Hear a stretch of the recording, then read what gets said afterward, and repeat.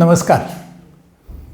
दरवर्षी अर्थमंत्री अर्थसंकल्प संसदेत सादर करतात आणि मला सगळ्यांनाच देशवासियांना उत्सुकता असते की या अर्थसंकल्पामध्ये काय येईल. 1 फेब्रुवारीला 2022चा अर्थसंकल्प सादर झाला आणि तो आपल्या सगळ्यांच्या समोर यावा असं कल्याण जनता बँकेला वाटलं आणि त्यांनी मला तसे सूचना केली. त्याप्रमाणे आपण आज भेटतोय. मी कल्याण जनता बँकेचे आभार मानतो. आपणही सगळेजण या ठिकाणी उत्सुकतेने आलात त्याबद्दल आनंद व्यक्त करतो आणि पुढच्या साधारणपणे 1 तासाभराच्या कालावधीमध्ये या अर्थसंकल्पात काय काय आहे, त्याचा परिणाम काय होणार आहे, नवीन काय आहे, तुमचं माझं जीवन कसं ॲफेक्ट होणार आहे, हे सगळं जरा आपण बघण्याचा प्रयत्न करूया. मी सुरुवात करतो ती ह्या अर्थसंकल्पात वेगळेपण काय जाणवलं अगदी सुरुवातीपासून. एकतर हा अर्थसंकल्प अत्यंत संक्षिप्त आहे, म्हणजे 90 मिनिटात अर्थसंकल्प मांडून पण झाला आणि मला वाटतं गेल्या अनेक वर्षातला हा सगळ्यात छोटा अर्थसंकल्प आहे असं आपल्याला बघायला मिळतं. त्यामुळे स्वाभाविकच तो अगदी टू द पॉईंट आहे. त्याच्यामध्ये उगाच साहित्यिकपणा काही आणण्याचा प्रयत्न केलेला नाही आहे. कुठेही विरोधकांवर टीका अशी आपल्याला दिसत नाही आणि त्याच्याच जोडीला आपल्या स्वतःच्या सरकारचं अवास्तव गुणवर्णन असंही आपल्याला दिसत नाही. हा प्रिंटेड नाही आहे. यावेळेला प्रथमच अर्थमंत्र्यांनी टॅबच्या माध्यमातून म्हणजे कागद वाचून दाखवायच्याऐवजी इलेक्ट्रॉनिक माध्यमाचा उपयोग करून हा अर्थसंकल्प सादर केलेला आहे.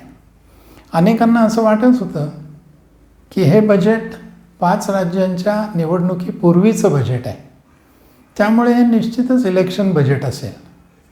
पण विरोधकांनासुद्धा एकाही मुद्द्याला असं म्हणता आलं नाही, बोट दाखवता आलं नाही की हे इलेक्शन बजेट आहे. त्यामुळे आपण बघितलं असेल त्या 90 मिनिटामध्ये डिस्टर्बन्स हा अजिबात नव्हता. विरोधी पक्षांकडनं कुठेही ऑब्जेक्शन घेणं, आरडाओरड करणं हे झालं नाही.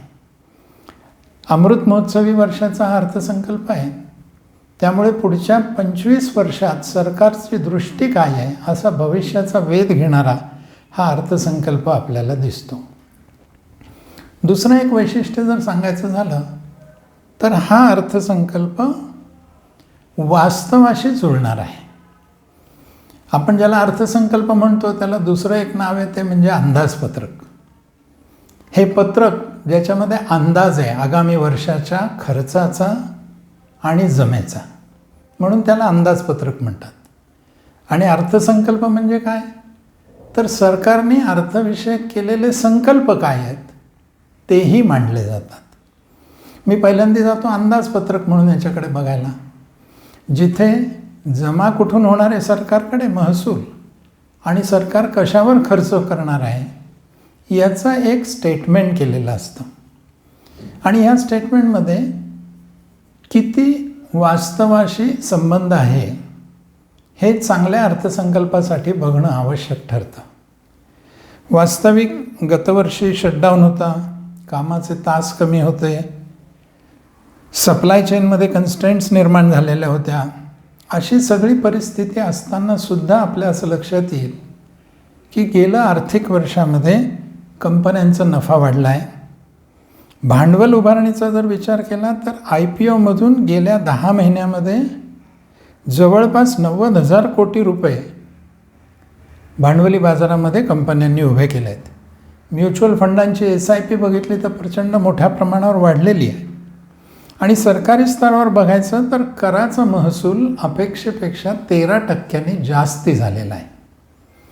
तरीसुद्धा अर्थसंकल्पात जमा बाजू दाखवताना अर्थमंत्र्यांनी महसुलातली वाढ म्हणजेच करांच्या महसुलाची वाढ ही फक्त 9.6% एवढीच दाखवली आहे. म्हणजे गेल्या वर्षात 13.6% वाढ असतानासुद्धा यावेळेला फक्त 9.5% आसपास वाढ दाखवणं मला वाटतं हे वास्तवाशी निगडीत असल्याचं एक लक्षण आहे. जेव्हा की जानेवारी 2022मध्ये एकट्या GSTच्या मधून 1,40,000 कोटी रुपयाचं उत्पन्न मिळालं आणि हे कोविडच्या पार्श्वभूमीवर आहे. आता कोविडचा परिणाम हळूहळू कमी होतो आहे, तरीसुद्धा अर्थमंत्र्यांनी अवास्तव असं काही महसुलाची जमा दाखवलेली आपल्याला दिसत नाही. दुसरी एक गोष्ट ठळकपणे अंदाजपत्रक म्हणून लक्षात येते, हे जसं इन्कमच्या बाबतीत झालं, जमेच्या बाबतीत झालं, तसं खर्चाच्या बाबतीत काय, तर आपल्या लक्षात असेल की कोविडची महामारी असताना, अडचणीत असतानासुद्धा गेल्या वर्षी महसुली खर्चावर सरकार जबरदस्त नियंत्रण ठेवू शकलं आणि बजेट एस्टिमेटपेक्षा 8% आसपास फक्त जास्ती खर्च झाला. मला वाटतं ही सुद्धा एक मोठी अचीवमेंट आपल्याला दिसते. तिसरी महत्त्वाची गोष्ट जी वास्तविकतेशी जुळलेली आहे आणि ती म्हणजे नॉमिनल GDP ग्रोथ. कारण अर्थसंकल्पातले आकडे GDPशी जोडले जातात. म्हणजे सांगायचं तर तूट GDPच्या किती % आहे, कर्ज GDPच्या किती % आहे वगैरे. त्यामुळे GDPला फार महत्त्व असतं. GDP जर जास्त एस्टिमेट केला तर स्वाभाविकपणे हे आकडे, हे प्रमाण कमी होत जातं. म्हणून GDP कसा एस्टिमेट केला हेही महत्त्वाचं असतं. या अर्थसंकल्पात नॉमिनल GDPमधली वाढ ही केवळ 11.1% धरली आहे आणि त्या आधारावर कॅल्क्युलेशन्स केलेली आहेत. शिवाय आणखीन एक गोष्ट वास्तवतेला धरून, आणि ती म्हणजे निर्गुंतवणुकीतून होणारी जमा, डिसइन्व्हेस्टमेंट. आत्तापर्यंतची सगळी अंदाजपत्रकं बघितली तर आपल्या असं लक्षात येईल की बजेट तयार करताना भरपूर मोठी निर्गुंतवणुकीतली जमा दाखवली जाते आणि प्रत्यक्षात तेवढी जमा होतच नाही. अगदी गेल्या वर्षीचं उदाहरण द्यायचं तर गेल्या वर्षीसुद्धा 78,000 कोटी रुपये निर्गुंतवणुकीतनं दाखवले. पण यावेळेला मात्र अर्थमंत्र्यांनी अतिशय काळजी घेऊन फक्त 65,000 कोटी निर्गुंतवणुकीतून जमा दाखवले. आणखीन एक गोष्ट लक्षात येते ती म्हणजे धोरणातलं सातत्य. जी धोरणं आत्तापर्यंत गेली 4-5 वर्ष राबवली, उदाहरण सांगायचं झालं तर आत्मनिर्भर भारत असेल, डिजिटल इंडिया असेल, स्टार्टअप्स असतील, या संदर्भात केलेल्या तरतुदी त्याबरोबर पुढे चालू राहतील अशाच पावलावर हा अर्थसंकल्प दिसतो. टॅक्स स्ट्रक्चरसुद्धा स्थिर राहावं असा प्रयत्न या अर्थसंकल्पात केलेला दिसतो. थोडक्यात काय तर वास्तवाला धरून हे अंदाजपत्रक केले. खूप जास्ती आय दाखवायचा, खूप कमी खर्च दाखवायचा आणि नंतर रिवाइज्ड एस्टिमेट करताना याच्या उलट चित्र दिसायचं अशी शक्यता नाही. आणि म्हणून या अंदाजपत्रकात जो डेफिसिट दाखवला आहे 6.9%, मला वाटतं त्या डेफिसिटमध्ये सरकारचा संसार भागेल अशी शक्यता दिसते. या 2 ढोबळ गोष्टी आपल्यासमोर मांडल्यानंतर मी जरा विशिष्ट अशा तरतुदींकडे जातो. त्यातली एक विशिष्ट तरतूद सगळ्यात महत्त्वाची म्हणजे सगळ्यांना लागलेली काळजी, बेरोजगारीचं काय होणार, पुन्हा गाडी रुळावर कशी येणार, कोविडमुळे जी काही सगळी डिस्टर्ब झालेली आहे याच्यावर उपाय काय. आणि मग आपल्या लक्षात येईल की एक 2-3 उपाय या अर्थमंत्र्यांनी आपल्या अर्थसंकल्पात घेतलेले आहेत. सुरुवात करूया पायाभूत सुविधांपासून, इन्फ्रास्ट्रक्चर ज्याला इंग्रजीमध्ये म्हणतात. मित्रांनो, आपल्या सगळ्यांना माहिती आहे की एक अमेरिकेच्या राष्ट्राध्यक्षाचं अत्यंत प्रसिद्ध असं वाक्य आहे की अमेरिका प्रगत आहे म्हणून अमेरिकेचे रस्ते चांगले आहेत, असं अजिबात नाही. उलट अमेरिकेचे रस्ते चांगले आहेत म्हणून अमेरिका प्रगत झालेली आहे. हे महत्त्व आहे त्या पायाभूत सुविधांचं. रस्ते असतील, वीज असेल, पाणी असेल, रेल्वे असेल, एअरपोर्ट असेल, या सगळ्यांची व्यवस्था म्हणजे पायाभूत सुविधा. शिक्षण असेल, आरोग्य असेल, या सगळ्यांची व्यवस्था म्हणजे पायाभूत सुविधा आहे. या अर्थसंकल्पामध्ये या पायाभूत सुविधेवर प्रचंड मोठं लक्ष दिलेलं आपल्याला दिसेल. आपल्याला जर का या महामारीतून बाहेर यायचं असेल, अर्थव्यवस्थेच्या प्रगतीची गती वाढवायची असेल तर ह्या सोयी पाहिजेत. या सोयी असल्याशिवाय कृषी क्षेत्र काय, उद्योग क्षेत्र काय किंवा सेवा क्षेत्र काय, कशी बरं प्रगती करू शकेल. आणि म्हणून जेवढ्या पायाभूत सुविधा सशक्त असतील, सक्षम असतील, तेवढे हे तिन्ही sectors of the economy primary sector, secondary sector आणि टर्टियरी सेक्टर हे प्रगती करू शकतील. त्यातून GDP वाढेल, त्यातून उत्पन्न वाढेल आणि म्हणून या पायाभूत सुविधांवर विशेष लक्ष आत्ता दिलेलं दिसतं. म्हणजे नेमकं काय केलं आहे तर एकूण जो 39,45,000 कोटी रुपयांचा अर्थसंकल्प आहे त्याच्यामध्ये ह्या भांडवली खर्चासाठी 7.5 लाख कोटी रुपयांची तरतूद केली आहे, जी गेल्या वर्षीच्या बजेटच्या तुलनेत 35.4% जास्ती आहे. म्हणजे 1/3पेक्षा जास्ती खर्च गेल्या वर्षीच्या बजेटपेक्षा या बजेटमध्ये सरकारने अपेक्षित केला आहे. पायाभूत सुविधा निर्माण करायच्या तर गुंतवणूक पाहिजे आणि गुंतवणुकीसाठी ही तरतूद केलेली आपल्याला दिसते. शिवाय केंद्र सरकार राज्य सरकारांना काही रक्कम देत असते अशी भांडवली खर्च करण्यासाठी. ती जर आपण याच्यात मिळवली तर हा भांडवली खर्चासाठी केलेली तरतूद ही सुमारे 10.68 कोटी रुपयांची होते आणि मग मी म्हटलं तसं जर GDPशी तुलना करायला लागलो तर ती 4.14% ऑफ GDP इतक्या उच्च पातळीवर पहिल्यांदाच गेलेली आपल्याला दिसते. म्हणजे सरकारने तरतूद खूप केली आहे, पैसा खूप उपलब्ध करून दिलेला आहे. आता इतका पैसा उपलब्ध केला त्याचा वापर कुठे करायचा सरकारच्या डोक्यात आहे. तर त्याच्यासाठी काही ढोबळ ज्या गोष्टींवर सरकार लक्ष केंद्रित करणार आहे त्यातली पहिली गोष्ट आहे ती आहे लॉजिस्टिक्स. रस्ते, ट्रेन्स, पोर्ट्स याच्यावर खूप मोठं लक्ष दिलं आहे. 4 मल्टीमोडल लॉजिस्टिक पार्क्स सरकार तयार करणार आहे. मल्टीमोडल आहेत आणि 4 ही इतकी संख्या आहे. आता एवढं करायला पैसा पुरेल का म्हणून सरकार म्हणते आम्ही हे PPP मॉडेल म्हणजे पब्लिक प्रायव्हेट पार्टनरशिप मॉडेलवर करणार आहोत. जेवढे जास्ती असे लॉजिस्टिक पार्क्स उभे राहतील तेवढी वाहतूक व्यवस्था आणि मालाची ने-आण ही आणखीन सोयीची होईल. 100 कार्गो टर्मिनल्स तयार करायची योजना आहे. राष्ट्रीय महामार्ग आणि मेट्रोसाठी 1,34,000 कोटींची तरतूद आहे आणि त्याच्यातून 25,000 किलोमीटर लांबीचे राष्ट्रीय महामार्ग तयार करावेत अशी साधारणपणे अपेक्षा आहे. याशिवाय 400 नवीन वंदे भारत ट्रेन्स सुरू करण्याची कल्पना आहे. आता ट्रेन म्हटल्यानंतर आपल्या डोळ्यासमोर पटकन पॅसेंजर ट्रेन्स येतील, पण मित्रांनो याच्यामध्ये प्रामुख्याने वंदे भारत ट्रेन्समध्ये शेतमालाची वाहतूक हा मोठा मुद्दा हा लक्षात घेण्यासारखा आहे. आत्ता ज्या वंदे भारत ट्रेन्स चालू आहेत त्याच्याने शेतीमालाची वाहतूक खूप सुकर झाली आहे आणि शेतकऱ्यांच्या मालाला खूप मोठी बाजारपेठ त्यामुळे उपलब्ध झाली आहे.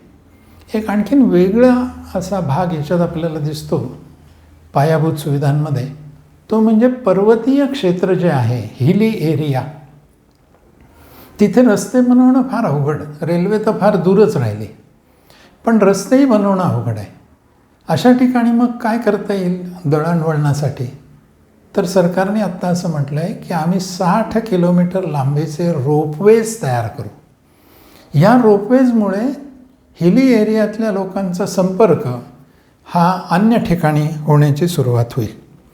याशिवाय PM आवास योजनेमध्ये 80,000 घरं बांधू आणि त्याच्यासाठी वेगळी 48,000 कोटी रुपयांची तरतूद केलेली आहे.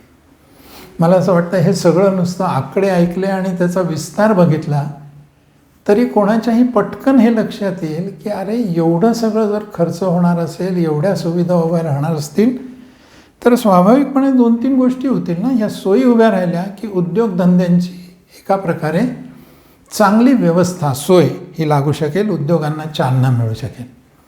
हे तयार करण्यासाठीच मोठा रोजगार निर्माण होईल. रस्ते करायचे, कल्पना करा काय काय लागतं रस्त्याला. खडी लागेल, डबर लागेल, सिमेंट लागेल, त्याच्या जोडीला आस्फाल्ट लागेल, डांबर लागेल आणि मजूर लागतील. किती इंडस्ट्रीला चालना ह्याच्यातनं मिळू शकेल आणि त्याच्यातनं किती रोजगार निर्माण होईल याची कल्पना आपण करू शकतो. एका बाजूला हा रोजगार निर्माण होईल, दुसऱ्या बाजूला उद्योग चांगले उभे राहतील. परिणाम काय होईल? परिणाम असा होईल की तुमच्या माझ्या हातामध्ये, जनतेच्या हातामध्ये पैसा यायला सुरुवात होईल. सरकार ज्यावेळेला गुंतवणूक करते त्या गुंतवणुकीतनं स्वाभाविकपणे मी आत्ता म्हटलं तसं उद्योग आणि रोजगार यांच्याकडे सरकारचा पैसा जातो आणि त्यांच्या माध्यमातून सामान्य जनतेच्या हातात तो पैसा जातो. आणि जर हातात पैसा आला, खिशात पैसा खुळखुळायला लागला, तर तुमची माझी क्रयशक्ती वाढते, पर्चेसिंग पॉवर वाढते. आणि पर्चेसिंग पॉवर वाढली की आपण मागणी बाजारामध्ये नोंदवायला सुरुवात करतो. मंदीतनं बाहेर येण्यासाठी, शेवटी मंदी म्हणजे तरी काय हो, मागणी नसणं म्हणजे मंदी आहे. आणि मागणी का नाही आहे, तर लोकांकडे क्रयशक्ती नाही आहे. मग आपल्याला जर मंदीतनं मार्ग काढायचा असेल तर काय करायला पाहिजे, मागणी वाढवली पाहिजे. मागणी वाढवायची असेल तर क्रयशक्ती दिली पाहिजे. आणि ही क्रयशक्ती देण्याचं काम या इन्फ्रास्ट्रक्चर इन्व्हेस्टमेंटमधनं फार मोठ्या प्रमाणावर होईल आणि त्यातून खूप मोठा रोजगार निर्माण होईल अशी एक शक्यता आपल्याला दिसते. याचा आणखीन एक इनडायरेक्ट, अप्रत्यक्ष असा परिणाम दिसतो. आणि तो परिणाम काय आहे, जर सरकार एवढी मोठी गुंतवणूक करते, जर एवढ्या पायाभूत सुविधा उपलब्ध होत आहेत, तयार होत आहेत, तर स्वाभाविकपणे खाजगी गुंतवणूकदारांनाही त्याच्यातनं एक प्रोत्साहन मिळू शकतं आणि तेही खाजगी गुंतवणूकदार या बदलत्या अर्थव्यवस्थेमध्ये आपली गुंतवणूक करायला सुरुवात करू लागतात. हा जो विश्वास निर्माण होतो सरकारी गुंतवणुकीचा, त्याचाही फायदा आपल्याला या ठिकाणी निश्चितपणे मिळणार आहे. म्हणून पायाभूत सुविधांमधली गुंतवणूक ही आत्ता ह्या बजेटचं पहिलं वैशिष्ट्य असं आपल्याला म्हणता येईल. आता जरा दुसऱ्या वैशिष्ट्यांकडे जाऊ, जे ह्या पायाभूत सुविधाशीच निगडीत आहे असं मला वाटतं. आणि ते म्हणजे उद्योगांचा विकास. नुसत्या पायाभूत सुविधा ठेवून काय करणार, त्याचा वापर चांगल्या पद्धतीने होऊन उद्योग बहरले पाहिजेत. आणि म्हणून उद्योग चांगले व्हावेत, सुधारावेत, त्याच्यातनं चांगलं उत्पादन व्हावं, त्याच्यातनं चांगल्या रोजगार संधी निर्माण व्हाव्यात, त्याच्यातून निर्यात व्हावी आणि आपल्याकडे विदेशी चलन यावं, हे सगळं डोळ्यासमोर ठेवून उद्योगांना प्रोत्साहन देणाऱ्याही खूप चांगल्या योजना आपल्याला या अर्थसंकल्पामध्ये दिसतात. त्यातल्या काही ठळक 10-12 मुद्द्यांना मी आत्ता स्पर्श करेन. त्यातली पहिली आहे प्रोडक्शन लिंक्ड इन्सेंटिव्ह स्कीम. त्याच्या नावातच आहे ही स्कीम कशासाठी आहे, प्रोडक्शनशी निगडीत, प्रोडक्शन लिंक्ड इन्सेंटिव्ह अशी ही योजना आहे. कोविडच्या काळामध्ये उद्योगधंदे एका अर्थाने ठप्प झाले, नवीन उद्योग सुरू करणं जोखमीचं वाटायला लागलं. अशा वेळेला उत्पादन वाढेल म्हणून ही प्रोडक्शनशी निगडीत अशी ही योजना सरकारने केलेली आहे. काय योजना ही गेल्या अर्थसंकल्पात जाहीर झाली, कारण गेल्या वेळेला आपल्याला कोविड-2चाही फटका जबरदस्त बसलेला होता. विक्रीत जेवढी वाढ होईल त्या विक्रीत होणाऱ्या वाढीच्या 4 ते 6% इतका इन्सेंटिव्ह 5 वर्षासाठी सरकार देणार आहे. म्हणजे एका अर्थाने इन्सेंटिव्ह याचा अर्थ अनुदानच आहे एका अर्थाने. म्हणजे तुम्ही तुमचं उत्पादन वाढवा, तुमची विक्री वाढवा, जेवढी विक्री वाढेल त्या विक्री वाढीच्या 4 ते 6% इतका इन्सेंटिव्ह हा त्या उद्योजकांना मिळणार आहे. 14 क्षेत्र ह्याच्यासाठी निवडली आहेत. या 14 क्षेत्रातली काही क्षेत्र म्हणजे ऑटोमोबाईल आहे, ऑटोमोबाईल कंपोनंट्स आहेत, फार्मा आहे, टेलिकम्युनिकेशन आहे, फूड प्रोडक्ट्स आहेत, टेक्स्टाईल आहे वगैरे, अशी 14 क्षेत्र निवडली आहेत. आणि तिथे उत्पादन वाढ, विक्री वाढ याच्यावर आधारित असं अनुदान द्यायचं ठरवलेलं आहे. ही गेल्या वर्षीच्या बजेटमध्ये तरतूद होती 1.97 लाख कोटी. गेल्या वर्षी ही योजना सुरू झाली आणि त्याची फळं आता आपल्याला याही वर्षात दिसतील. त्यामुळे ही 5 वर्ष योजना चालू राहणार आहे. आणि गेल्या वर्षीचा अनुभव जर बघितला तर 67,275 कोटीचं उत्पादन वाढलं आणि त्यापैकी 31% निर्यात वाढलेली आपल्याला दिसते. याचा फायदा व्हावा, कारण हे जर झालं, उत्पादन जर वाढलं, विक्री जर वाढली तर स्वाभाविकपणे रोजगार वाढणार आहे. आणि आपल्या अर्थमंत्र्यांनी असं म्हटलं आहे की सुमारे 60 लाख नवीन रोजगार या योजनेतनं मिळू शकेल. तेव्हा ही एक पहिली योजना आहे जिच्याने उद्योजकांना मोठा फायदा होऊ शकतो. दुसरं, नवीन उद्योग सुरू व्हावेत, ज्याला आता खूप छान नाव दिलं आहे स्टार्टअप्स, म्हणूनही काही कर सवलती या दिल्या गेल्या आहेत. पण त्या कर सवलती या वर्षीच्या मार्चपर्यंत संपणार होत्या. त्या न संपवता त्या अजून 1 वर्ष पुढे एक्सटेंड केल्या आहेत. सवलत काय आहे ती? तर 10 वर्षापैकी, स्टार्टअप सुरू झाल्यापासून पहिली 10 वर्ष, या 10 वर्षापैकी कुठलीही 3 वर्ष त्या उद्योजकांनी निवडायची, त्या 3 वर्षात त्याला पूर्णपणे कर माफ राहील. आता हा 1 वर्षाचा कालावधी अजून वाढून मिळालेला आहे. त्यामुळे नवीन स्टार्टअप सुरू करणाऱ्यांना अजून 1 वर्षाची मुदत या अर्थसंकल्पाने दिलेली आहे. तिसरी एक आत्मनिर्भर भारताच्या वेळेला सुरू झालेली गोष्ट आहे आणि ती म्हणजे emergency credit line guarantee scheme. नावातच आहे इमर्जन्सी क्रेडिट लाईन. गरजेच्या वेळेला, आणीबाणीच्या वेळेला, अडचणीच्या वेळेला तुम्ही क्रेडिट मागायला गेलात बँकेकडे, कर्ज घ्यायला गेलात, तर स्वाभाविकपणे काय होतं, बँक कर्ज देईलच याची खात्री नसते, कारण आधीच बॉरोवर अडचणीत आहे. अशा अडचणीत असलेल्या बॉरोवरला साहजिकच कारण बँक हाही एक धंदाच आहे ना, त्यांनाही प्रॉफिट मिळवायचंच आहे, त्यांनाही चांगलेच बॉरोवर हवे असणार आहेत. मग अशा वेळेला काय मार्ग? तर अशा कर्जांना जर सरकारने गॅरंटी दिली तर मग मात्र बँक कर्ज द्यायला काकू करणार नाहीत, कारण बँकेला माहिती आहे बॉरोवरनी जर पैसे नाही भरले तर आपल्याला ह्या गॅरंटी ट्रस्टी कंपनीकडनं पैसे मिळतील. म्हणून अशी इमर्जन्सी क्रेडिट लाईन मिळावी उद्योजकांना, 100% गॅरंटी मिळावी म्हणून एक national credit guarantee trustee company स्थापन केलेली आहे. आणि त्यांनी जास्तीचं लोन, म्हणजे ज्यांना आधी लोन दिलेलंच आहे, वर्किंग कॅपिटल असेल, टर्म लोन असेल, दोन्ही प्रकारचं लोन असेल, त्यांना ॲडिशनल जास्तीचं 20% लोन, आउटस्टँडिंगच्या 20% लोन देण्याची तरतूद ही या इमर्जन्सी क्रेडिट लाईनमध्ये आहे. जे कोणी 50 कोटी आणि 250 कोटीच्या टर्नओव्हरमध्ये आहेत त्यांना ही फॅसिलिटी उपलब्ध आहे आणि 4 वर्षापर्यंत हे चालू राहणार आहे. शिवाय 12 महिने त्याला मोरेटोरियम आहे. याचाच अर्थ 12 महिने पैसे कर्जाचे फेडले नाही तरी चालणार आहे. आणि ही योजनेची ही मुदत 1 वर्षाने आणखीन वाढवली, जिची मुदत आत्ता मार्च 22ला संपत होती ती आणखीन वाढवली.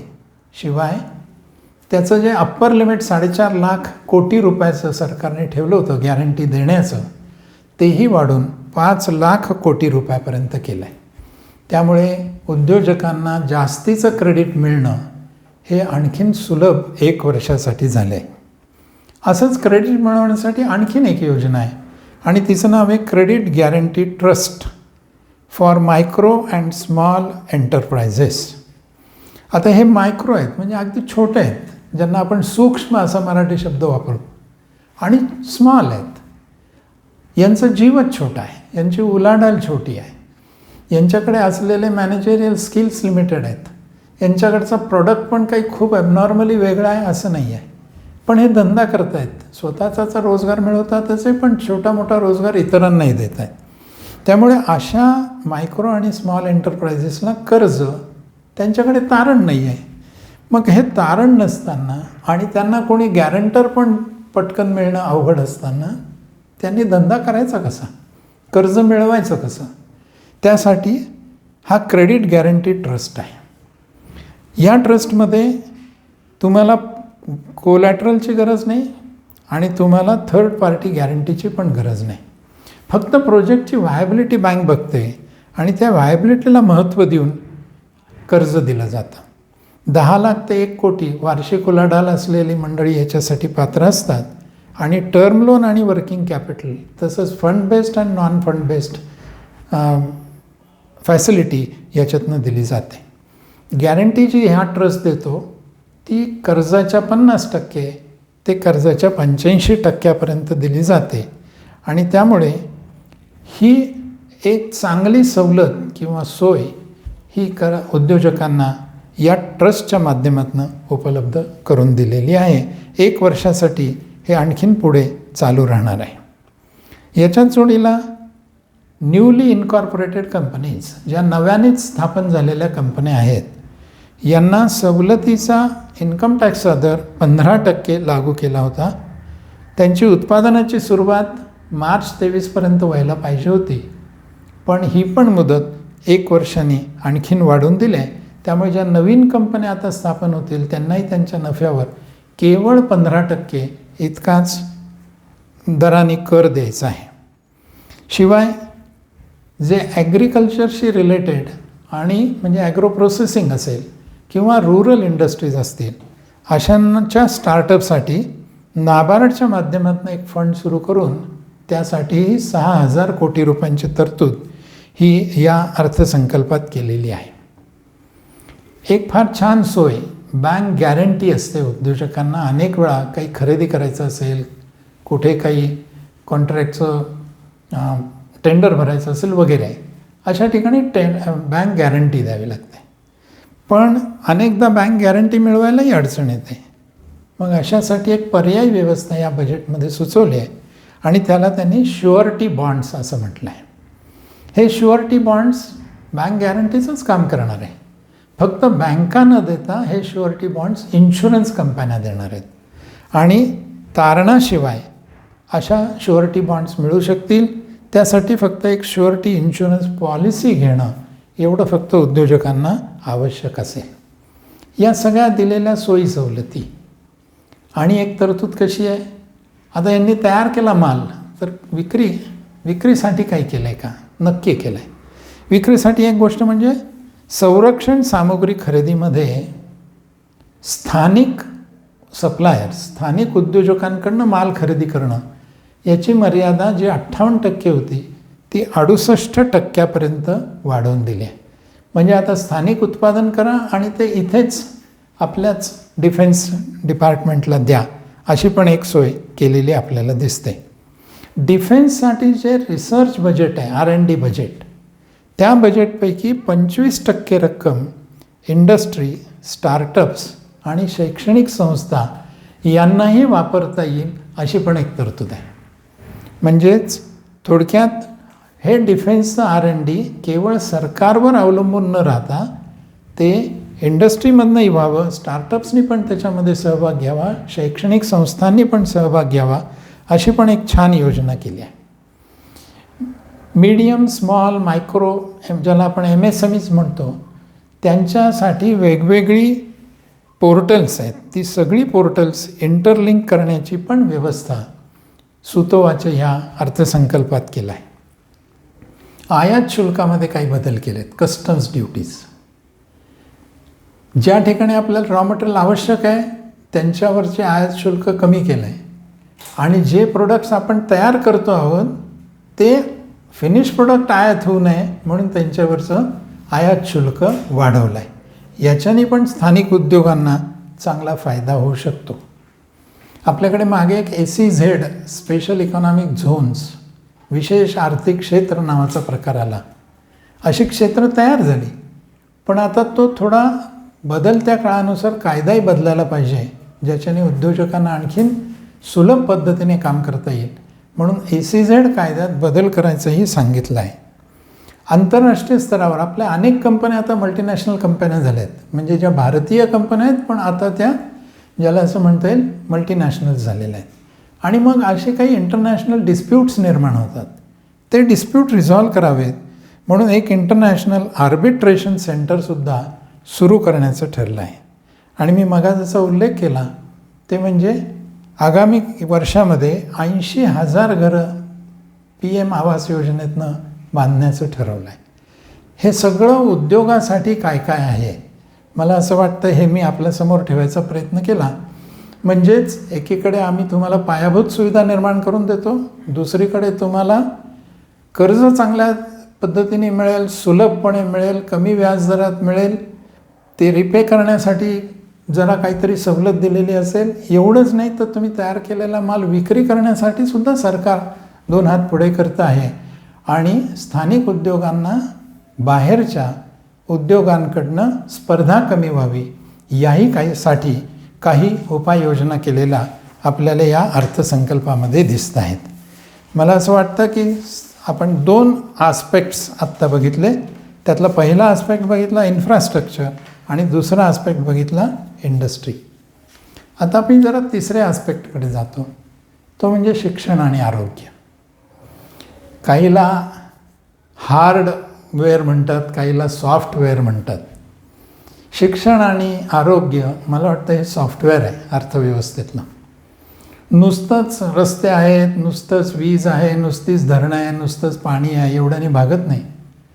तर त्याच्या जोडीला इथला माणूस शिक्षित असला पाहिजे, सशक्त असला पाहिजे. यासाठी पण काही तरतुदी विशेषतः कोविडच्या पार्श्वभूमीवर करण्याची आवश्यकता होती. कोविडमध्ये माणूस घरात बसला. कोविडनी जी काही शारीरिक क्षती झाली ती झालीच, पण मानसिकसुद्धा एक प्रकारचा तणाव हा निर्माण झालेला होता. आणि म्हणून काही गोष्टी करणं अत्यंत आवश्यक होतं आणि त्या गोष्टी केलेल्या आपल्याला या अर्थसंकल्पामध्ये दिसत आहेत. उदाहरण सांगायचं तर शिक्षणावर 1,00,000 कोटी रुपयांचं बजेट ॲलोकेशन आहे. प्रथमच एवढं प्रचंड मोठ्या प्रमाणावर शिक्षणावर खर्च आहे. आरोग्यावर 83,000 कोटी रुपयांचं ॲलोकेशन आहे. आरोग्य संशोधनावर 3,200 कोटी रुपयांचं ॲलोकेशन आहे. मला असं वाटतं ॲलोकेशन अशासाठी महत्त्वाचं आहे की खर्चच नाही झाला तर सुविधा कुठून येणार आहेत, म्हणून हे ॲलोकेशन महत्त्वाचं आहे. याशिवाय 2,00,000 अंगणवाड्यांचा दर्जा सुधारावा म्हणून काही तरतूद या अर्थसंकल्पात केलेली आपल्याला दिसते. सरकारने सुरुवातीपासूनच डिजिटल असा विषय केला आहे, नवीन तंत्रज्ञान. आणि आपल्याला लक्षातच येईल की सरकारने सगळ्या आपल्या योजनांमध्ये डिजिटल फर्स्ट हा माइंडसेट आधी स्वतःचा केला आहे. सगळा ग्रामीण भाग आणि ग्रामीण जनता 2025पर्यंत भारत नेटच्या माध्यमातून ऑप्टिकल फायबरने जोडण्याची एक महत्त्वाकांक्षी योजना आहे. आता आपल्या सगळ्यांना कल्पना आहे की गेल्या 5-6 वर्षामध्ये जवळपास प्रत्येक खेड्यापर्यंत वीज गेलेली आहे. तसंच हे इंटरनेट गेलं पाहिजे, ऑप्टिकल फायबरने तिची जोडणी केली पाहिजे. कोविडच्या 2 वर्षाच्या काळात शिक्षण सगळं ऑनलाईनच होतं ना, तर अशी ही जर सगळी जोडणी खेड्यापर्यंत झाली तर त्यांनी एक डिजिटल लर्निंग इन्फ्रास्ट्रक्चर तयार होईल. आणि जरा गमतीने सांगायचं तर विद्यार्थ्यांची वेळ, कॉस्ट आणि जागा या मर्यादावर मात करता येईल. अमुकच ठिकाणी गेलं तर शिक्षण मिळेल, इतके पैसे भरले तरच शिक्षण मिळेल आणि अमुक वेळ इथेच बसलं तर शिक्षण मिळेल. हे सगळं जाऊन आपल्याला ऑनलाईन शिक्षणाची व्यवस्था करता येईल. आत्तापर्यंतचं शिक्षण आपण असं म्हणू टेक एनेबल्ड शिक्षण होतं, म्हणजे तंत्रज्ञानाने सुविधा केलेलं शिक्षण होतं. आता त्याचा प्रवास मला वाटतं टेक इन्क्लुझिव्ह लर्निंग, ज्या शिक्षणामध्ये टेक्नॉलॉजी समाविष्ट आहे असं शिक्षण इथून पुढे देता येईल. याशिवाय आपल्याला एक गोष्ट लक्षात घेता येईल ती म्हणजे पंतप्रधान ई विद्या योजना अशी एक योजना आहे, जिच्या माध्यमातून आत्ता 1ली ते 12वीपर्यंत सप्लिमेंटरी असे पूरक शिक्षणाचे काही ज्याला म्हणता येईल ऑनलाईन TV चॅनल्स आहेत. या वर्षभरामध्ये एक वर्ग याचा अर्थ स्टँडर्ड, 5वीचं स्टँडर्ड, 6वीचं स्टँडर्ड अशा अर्थाने वर्ग, एक वर्ग एक TV चॅनल असं सुरू होईल आणि ते वेगवेगळ्या प्रादेशिक भाषेत सुरू होईल. अशी 200 चॅनल या वर्षात सुरू करावी. मला असं वाटतं ही फारच मोठी महत्त्वाकांक्षी अशी योजना आहे.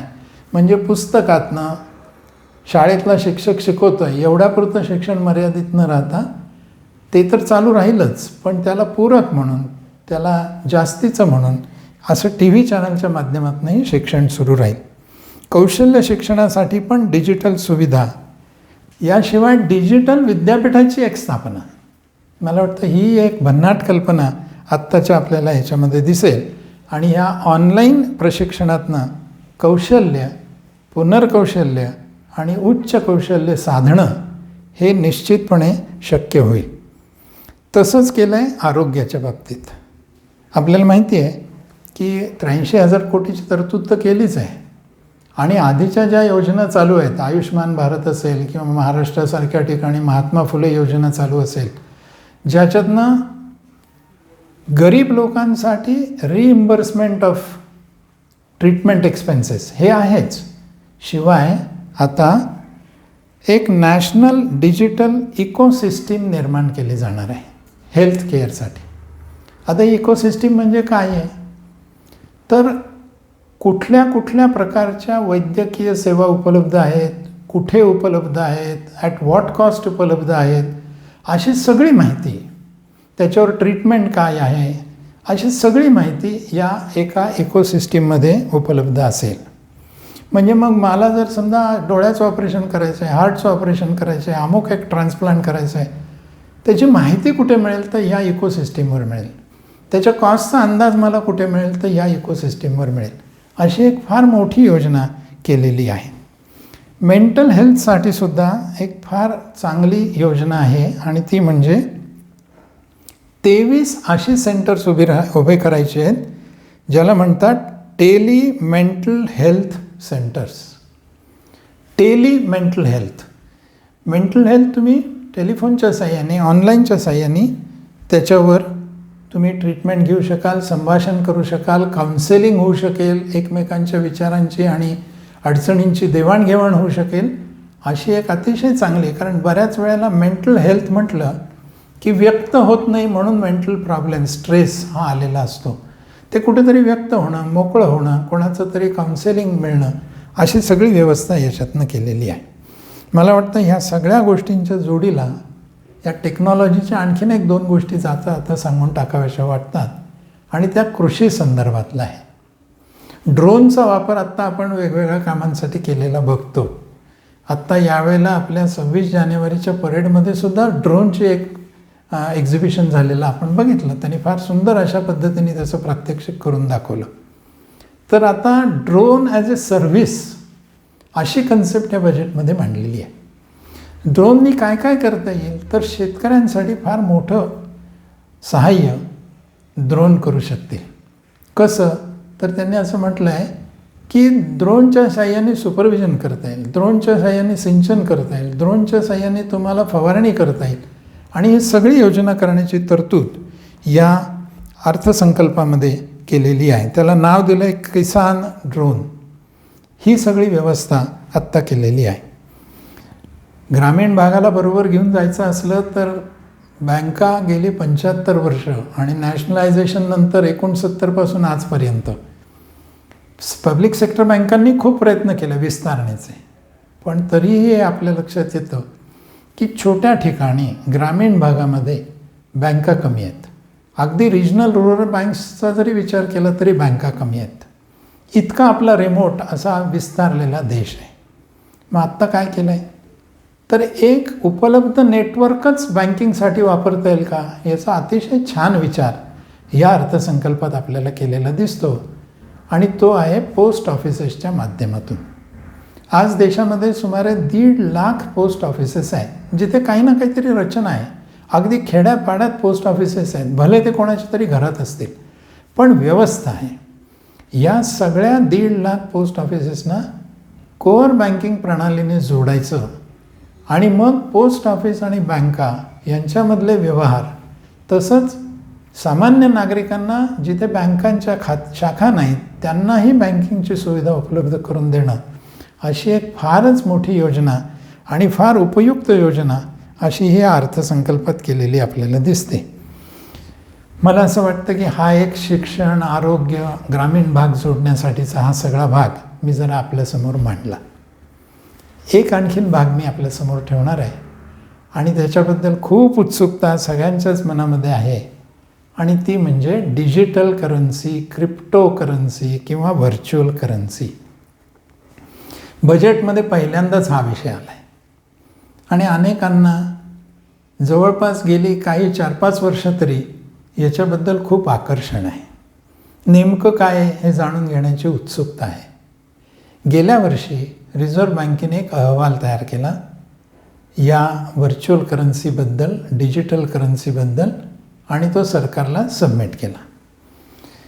त्याआधी म्हणजे गेल्या दशकामध्ये तर कमीत कमी आपण म्हणू शकतो भारतातच नव्हे तर सगळ्या जगात, भारतात तर जरा उशीर आला पण सगळ्या जगात या क्रिप्टो करन्सीनी बरंच काही उलाढाल केलेली आहे. आपल्याला सगळ्यांना समजायला सोपं जावं म्हणून मी त्यातला सगळ्यांना माहिती असलेला प्रकार म्हणजे बिटकॉईन्स. बिटकॉईन हे एक चलन आहे, व्हर्च्युअल चलन आहे, डिजिटल करन्सी आहे. मराठीत सांगायचं तर आभासी चलन आहे. आता हे चलन खरं तर कोणतं तरी सरकार काढतं आणि त्याला सरकारचा पाठिंबा असतो, मध्यवर्ती बँकेचा पाठिंबा असतो. ते चलन कायदेशीर असतं. पण आपल्या सगळ्यांना कदाचित माहिती असेल, हे बिटकॉईनसारखं जे काही क्रिप्टो करन्सी आत्ता बाजारात आहेत त्या कोणत्याही सरकारने काढलेल्या नाहीत, कोणत्याच देशाच्या सरकारने किंवा मध्यवर्ती बँकेने काढलेल्या नाहीत. त्याचा उद्गाता कोण आहे हे पण माहिती नाही आहे. त्यामुळे त्याच्या संदर्भात काही अडचणी निर्माण झाल्या तर त्या कुठे सोडवायच्या याला प्लॅटफॉर्म नाही आहे. तुम्ही कोर्टात जाऊ शकत नाही कारण त्या लीगल नाही आहेत. तरीसुद्धा त्याच्यात फार मोठी उलाढाल होती आहे.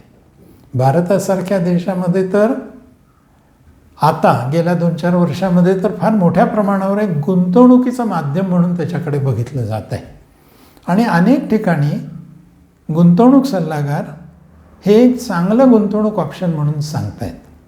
भारतासारख्या देशामध्ये बंगलोरला याची एक परिषद पण होऊन गेली. पण हे चलन कोणी काढलं माहिती नाही, त्याची जबाबदारी कोणी स्वीकारत नाही, त्या चलनाला कुठल्याही टँजिबल ॲसेटचा पाठिंबा नाही, कोणाच्या नावावर हे चलन आहे त्याचं नाव पण येत नाही. वॉलेट असतं फक्त आणि त्या वॉलेटमध्ये पैसे म्हणजे हे चलन जमा होत राहतं.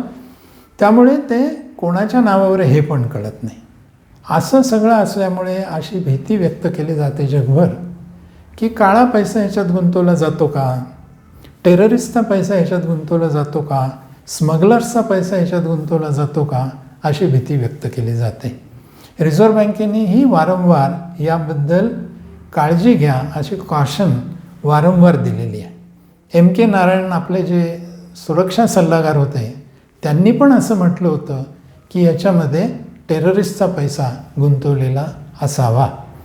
या पार्श्वभूमीवर पहिल्यांदा काहीतरी ठोस निर्णय अर्थसंकल्पात घेतलेला आपल्याला दिसतोय. आधी तो निर्णय काय तो बघू. एकूण 5 गोष्टी आपल्याला या डिजिटल क्रिप्टो करन्सीबद्दल दिसतात. पहिली गोष्ट म्हणजे असं त्याला त्यांनी शब्द वापरला आहे व्हर्च्युअल ॲसेट्स किंवा डिजिटल ॲसेट्स. करन्सी हा शब्द नाही आहे, डिजिटल ॲसेटचं डेफिनेशन दिलं आहे. आत्ता तरी ती करन्सी या स्वरूपातच आहे, फक्त ती करन्सी म्हणून न वापरता ती मालमत्ता म्हणून वापरली जाते. मी मगाशी म्हटलं करन्सी वेगळी आहे. करन्सी म्हणजे आपण व्यवहार करण्यासाठी देवाणघेवाण करतो ती करन्सी, चलन, नाणं. आणि ॲसेट म्हणजे काय, आपण ज्याच्यात गुंतवणूक करतो आणि ज्याच्यातनं आपल्याला नफा मिळावा, उत्पन्न मिळावं अशी इच्छा असते ते ॲसेट. तर आत्ता ह्या ज्या क्रिप्टो करन्सीज आहेत त्या प्रामुख्याने जरी करन्सी असल्या, जरी त्याचा वापर देवाणघेवाणीसाठी होत असला तरी त्या प्रामुख्याने ॲसेट म्हणून, मालमत्ता म्हणून बघितल्या जातात. अशी मालमत्ता विकली आणि प्रॉफिट झाला. आपल्या सगळ्यांना माहिती आहे त्याला कुठल्याही ॲसेटचं बॅकिंग नाही, मी आत्ता म्हटलं तसं, किंवा त्याला कुठल्याही सरकारचा पाठिंबा नाही, मध्यवर्ती बँकेचा पाठिंबा नाही. मग त्याची किंमत कशी ठरते, तर त्याची किंमत डिमांड अँड सप्लायवर ठरते.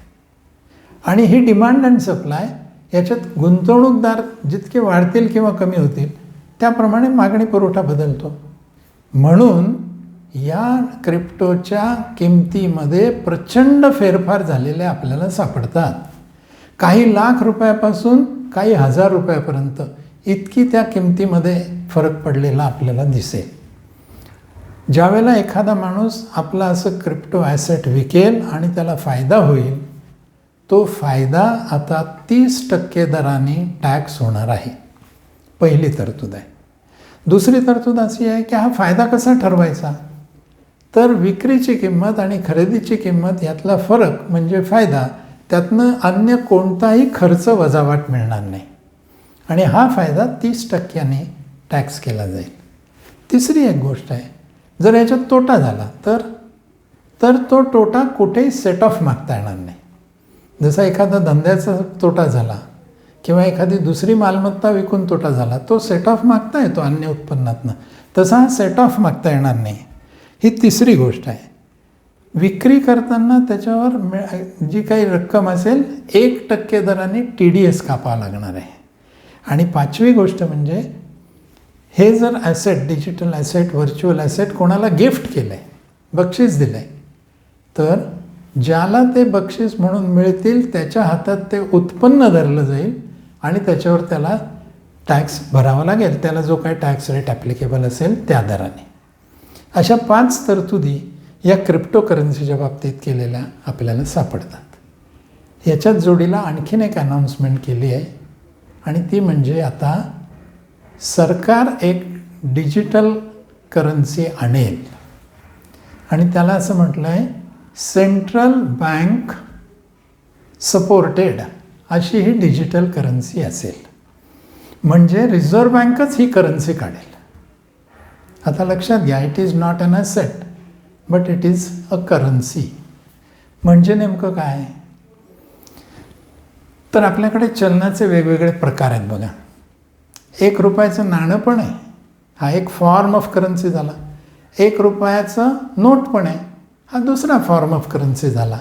तसा तिसरा फॉर्म ऑफ करन्सी असेल आणि तो म्हणजे डिजिटल करन्सी.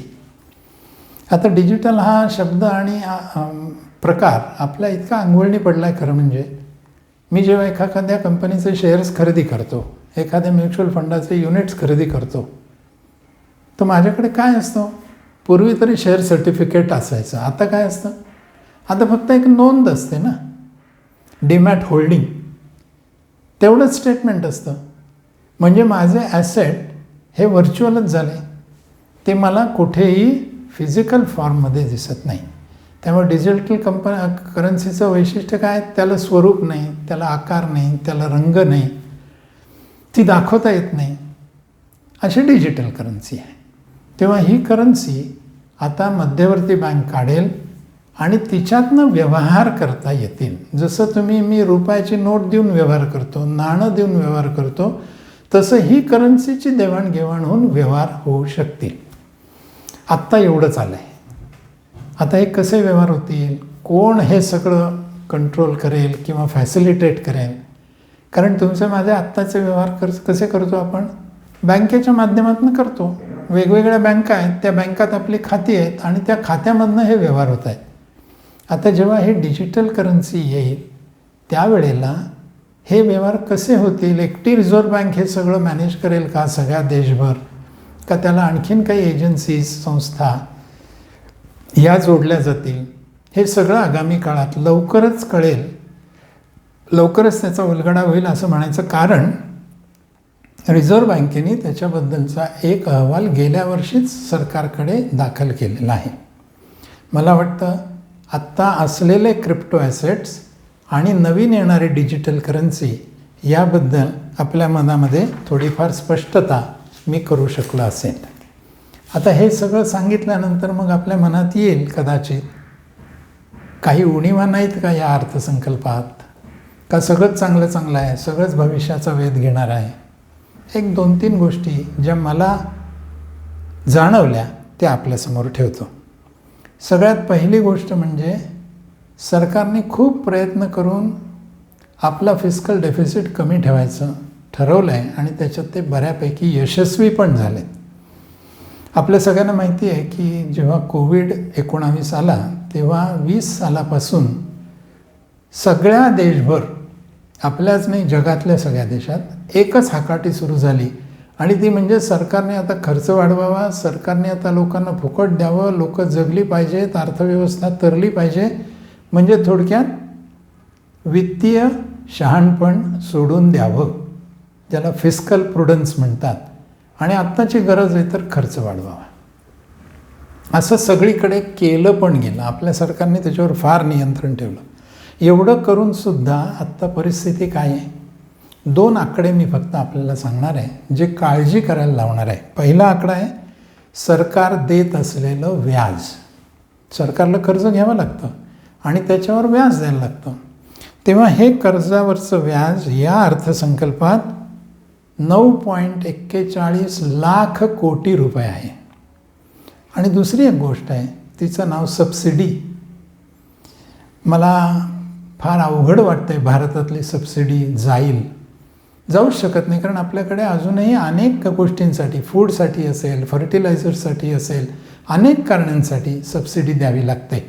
ही सबसिडी कमी होत चालली. याही बजेटमध्ये सबसिडी कमी झालेली आहे, पण ती कमी झालेली सबसिडी आहे 3,56,000 कोटी.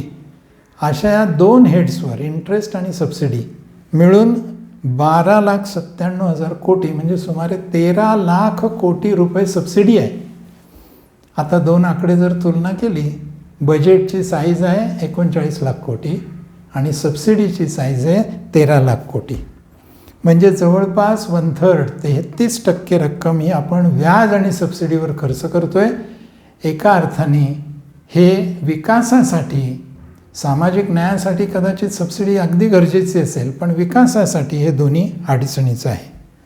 दुसरी एक गोष्ट म्हणजे खूप खर्चावर नियंत्रण आहे, पण तरीसुद्धा या 39,45,000 कोटी खर्चापैकी मित्रांनो, कर्जातून किती खर्च होणार आहे किंवा हा खर्च भागवण्यासाठी कर्ज किती घ्यावं लागणार आहे, तो आहे 16,61,000 कोटी. म्हणजे जवळपास 42% खर्च हा कर्जातनं होणार आहे. आता जर या 3 गोष्टींचा आपण विचार केला तर मला वाटतं एकूण अर्थव्यवस्थेमध्ये काळजी कराव्या अशा ह्या गोष्टी आहेत.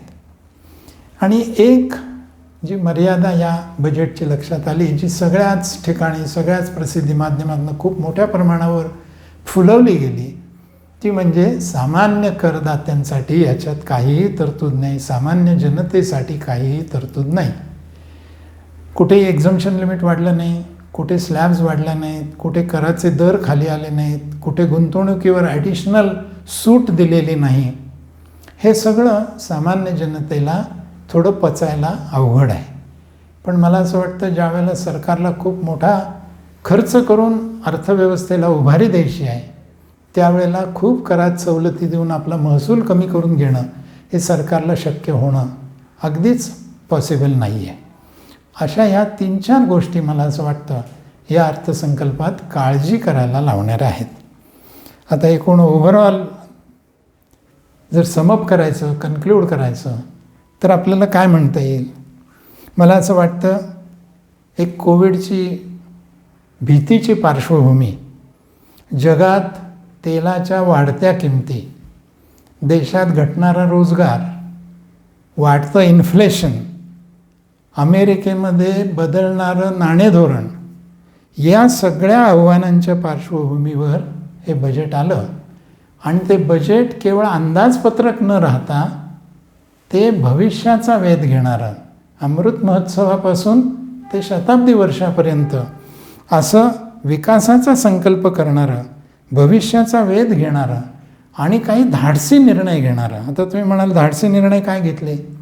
सगळे तर काही म्हणता येणार नाही, पण इश्युइंग सॉव्हरेन ग्रीन बॉन्ड्स किंवा डिजिटल करन्सी किंवा इलेक्ट्रिक व्हेकलसाठी इकोसिस्टीम सक्षम करा, किसान ड्रोन निर्माण करणारं, drone as a service, digitisation, हे सगळे धाडसी निर्णय आहेत. असे धाडसी निर्णय घेऊन भविष्याचा वेध घेत शताब्दीकडे काहीतरी एक स्वप्न ठेवून जाणारं, त्याची सुरुवात करणारं असं हे बजेट आहे असं मला वाटतं. धन्यवाद.